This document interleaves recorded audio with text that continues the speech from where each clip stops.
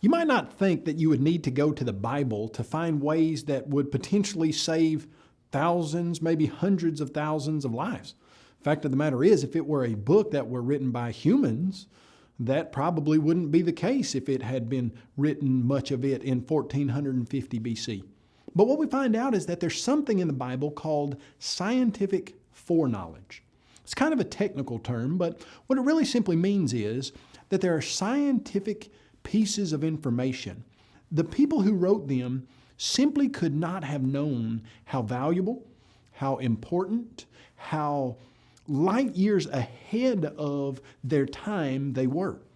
And that's what we're going to look at in this particular section. We're going to talk about the singular idea that the Bible writers had an understanding of germs and an understanding of passing disease that did not come along for another 3,500 years. And we're going to start, ironically, in 1846 AD. See, in 1846 AD, there was a man by the name of Ignaz Semmelweis. And Semmelweis was a doctor in Vienna, Austria. He delivered babies, and when the women would check into his Division I lying-in unit, about 18% of them would not check out.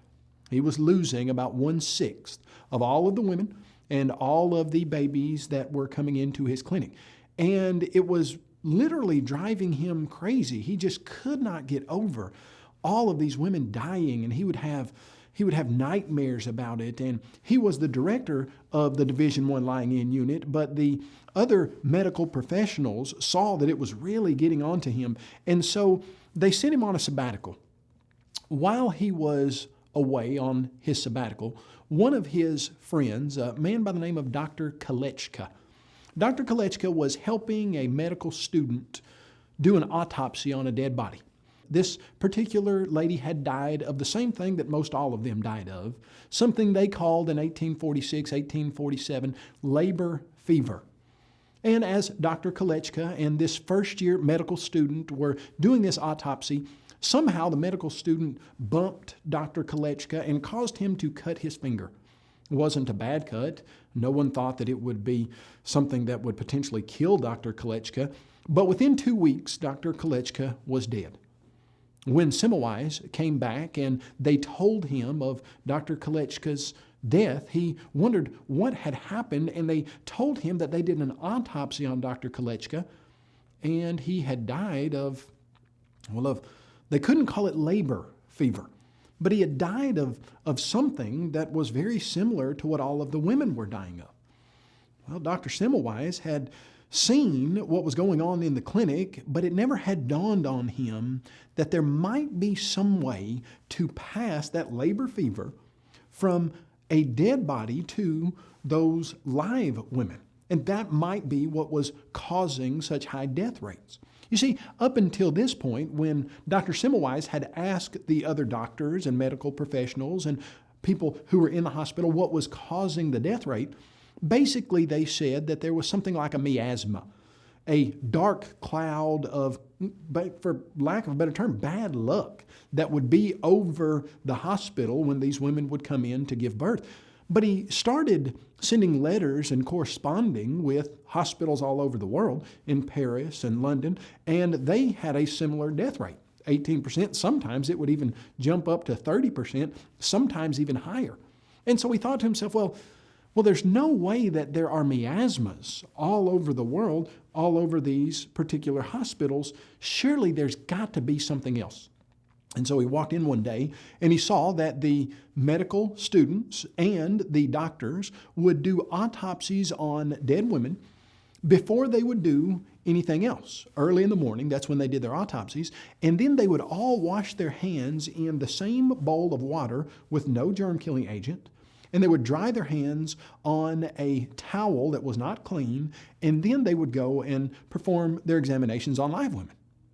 And so Dr. Semmelweis looked at that situation and said, I think we're passing germs from the dead women to the live women. And he instituted some processes that he hoped would fix that.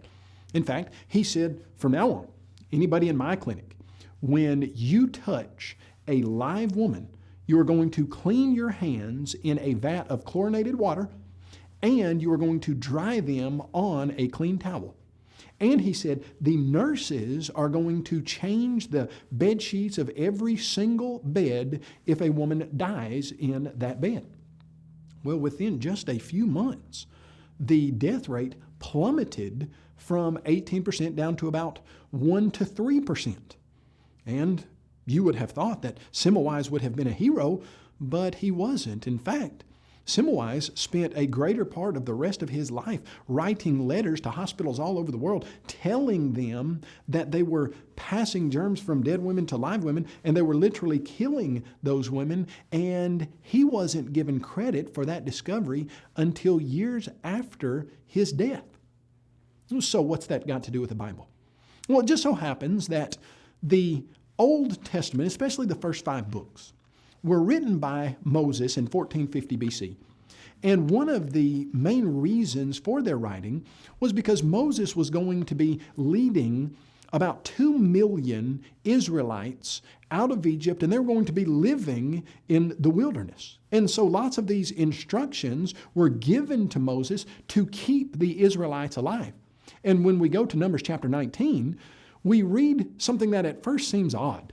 You look in verse 6 and it says that a priest needs to take cedar wood and hyssop and scarlet and throw them into the middle of a fire that's burning a red heifer. So it looks weird. You got this fire and there's a red heifer being burned, and you're supposed to throw cedar wood and scarlet and hyssop, and you're supposed to take all those ashes. And then you go down to verse 9 and it says, then a man who is clean shall gather up the ashes of the heifer and store them in a clean place for the congregation of Israel for the water of purification. You put those ashes in water. Well, then what did the Israelites do with those ashes? You read later on in that same chapter, Numbers 19, in verses 11 through 13, here's what the text says. He who touches the dead body of anyone shall be unclean 7 days. He shall purify himself with the water on the 3rd day, and on the 7th day, then he'll be clean. Whoever touches the body of anyone who has died and does not purify himself defiles the tabernacle of the Lord. You see, simple rules. You take that water of purification, you put that ash mixture in it, and you wash on the 3rd day and on the 7th day. Well, what would that have done? Well, with those ashes in that water, if you've ever looked up the old-timey recipe for lye soap, how did you make lye soap? Well, you would take the ashes of some kind of wood. What was added into that water of purification? Cedar wood.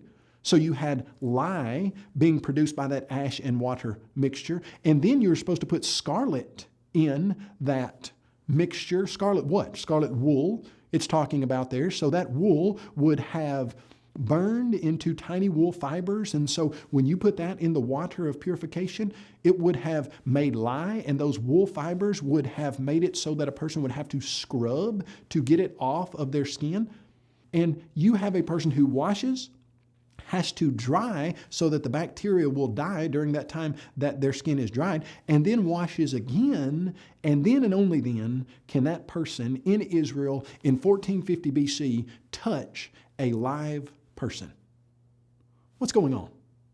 That is God's soap recipe that literally, if you had used Moses' exact recipe in 1846, you would have saved the lives of tens of thousands of women all across the world. And how in the world did Moses know to pen it in 1450 BC? Just a lucky guess? Something based on years and decades of scientific research? No, certainly not. A prescription, a recipe from the great physician. You see, the Bible is God's Word.